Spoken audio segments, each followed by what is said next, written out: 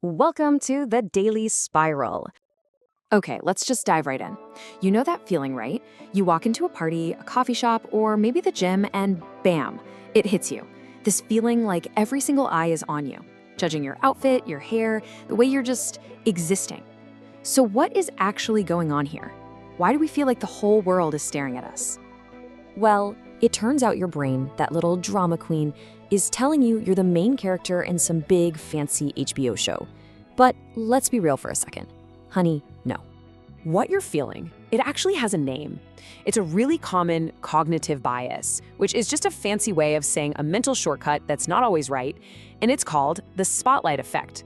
This isn't some personal flaw, okay? It's just a weird, kind of annoying feature of being human. Think of it like this.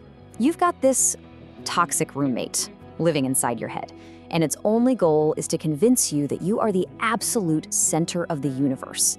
So let's meet this roommate and break down the science behind all that social anxiety. So, the first trick this roommate plays on you is something called egocentrism. Now, hold on, this doesn't mean you're selfish or arrogant. It's a totally fundamental part of how we think. It's our built-in inability to see a situation from any viewpoint but our own. So to you, that internal feeling of awkwardness is reality. Next up, your roommate uses a sneaky bias called anchoring and adjustment. So that super intense feeling inside, that cringe you get thinking, oh my gosh, my hair looks awful. That's the anchor. Your brain then tries to adjust from that anchor to guess how much other people are noticing. But here's the thing, that anchor is so heavy, your adjustment is always way too small. You just can't shake that feeling that you're under a microscope. And all of this leads to the final piece of the puzzle, the illusion of transparency. This is that false belief that whatever you're feeling inside, the nervousness, the embarrassment, the sheer panic, is just written all over your face for everyone to read. But the truth, we are all so much better at hiding it than we think. Your internal chaos is surprisingly well hidden. Okay, so that's all the theory. But where's the proof? Well, let's talk about the experiment that proves your brain's toxic roommate is just really, really bad at math. Get ready for the Manilow T-Shirt. So, a few decades ago, some researchers did this classic study. They had college students put on what the students themselves thought was a deeply, deeply uncool Manilow T-shirt. Then, they had them walk into a room full of their classmates and asked them a really simple question. How many people in here do you think noticed your embarrassing shirt? And this is the big reveal. The students wearing the shirts, they predicted that at least half the people in the room noticed it. 50%. They felt like they had a giant neon sign on their chest. But the reality? Get this. A mere 23% actually noticed. I mean, just look at that gap. It's huge. So here's the key takeaway. You consistently overestimate how much other people notice you by a factor of 2. Double. Your brain's anxiety math is literally off by 100%. Let me put that another way. Even when you are a walking, talking beacon of maximum embarrassment, wearing a Manilow T-shirt against your will, nearly 3 out of every 4 people in that room don't even see you. They're just not paying attention. And this right here is where it gets really empowering.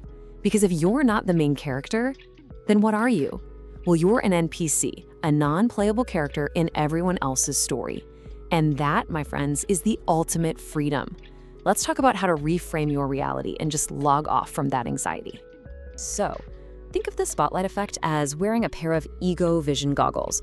With them on, the world is this terrifying hall of mirrors where everyone's just a giant eyeball judging your every single move. But what happens when you take them off? You see the real world, a world full of other people wearing their own ego vision goggles. They're way too busy being the star of their own movie to even realize you're in the background of their shot. If this reframe is starting to make sense, go ahead and hit that like button and subscribe for more deep dives into how your brain really works. All right, let's get back to it. We can boil this whole thing down to one simple sentence. Nobody is obsessed with you except you. Once you really let that sink in, so much of that social pressure just melts away. Okay, so we've torn down the illusion. Now let's build your anti-anxiety toolkit with some real practical tools you can use to shut down the spotlight effect the next time it tries to take over. Your first tool is more of a long-term strategy, and it's this beautiful idea called Sonder. Sonder is that sudden, profound realization that every single person you pass on the street is living a life that is just as vivid, as complex, and as messy as your own. They aren't an audience. They're fellow main characters who are worried about their own stuff, their own bills, their own bad hair days. Practicing Sonder really helps humanize the world around you. But what about when you need an emergency break? What if you're in the middle of a party and you start crashing out, just spiraling into a panic?